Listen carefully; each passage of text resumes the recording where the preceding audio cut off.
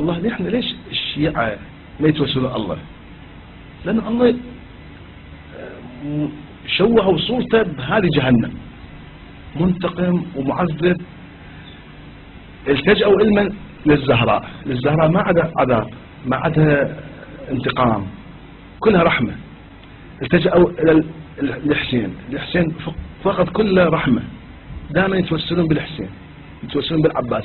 ليش ما يتوسلون بالله؟ لأن الله صورته مشوهة عند المسلمين، صورته مشوهة لأنه عنده عذاب. يعني صدام هم عنده ثواب هم عنده عذاب، يعني صور مثل صدام. بالنظرية الثانية سوف ترون أن هذه الجنة وهذه النار أساسا خلاف العقل.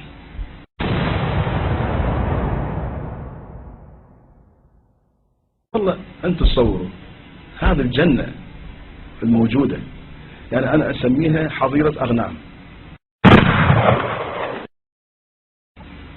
أنا أسميها طاولة مال مطاية، يعني فقط أكل وشرب وزواج وشرب خمر، يعني أي معلم من معالم الإنسانية ما موجود.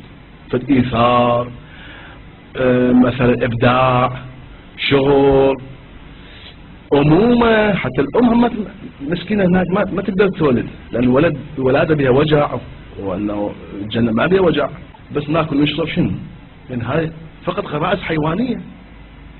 هاي الغرائز الحيوانية دول الهمج العرب الجاهليين كانوا يكيفون عليها. احنا قطعا إذا الله قال لي اطلب للجنة، أنا أول من يرفض دخول الجنة،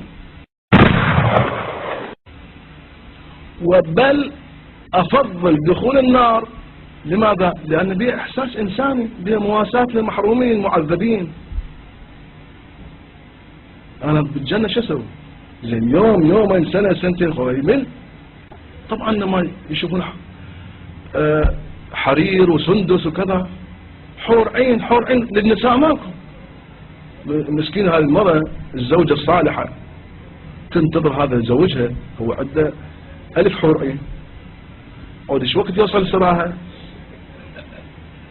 هي ما عادها، لازم تطرف 1,000,000 سنة، وكل مرة يجامعها بالروايات يقول 500 سنة.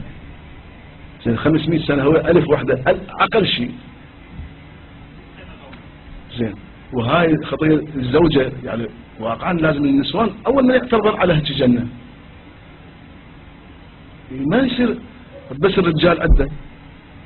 ليش؟ شوف ذاك الزمان الثقل على الرجال، مو هي الفتوحات والجهاد بس الرجال. الله والنبي يريد يطمعهم بالجنة. إذن لازم أكو حور عين، لأنه العرب مشوهين على الحور عين، على المرأة مشوهين.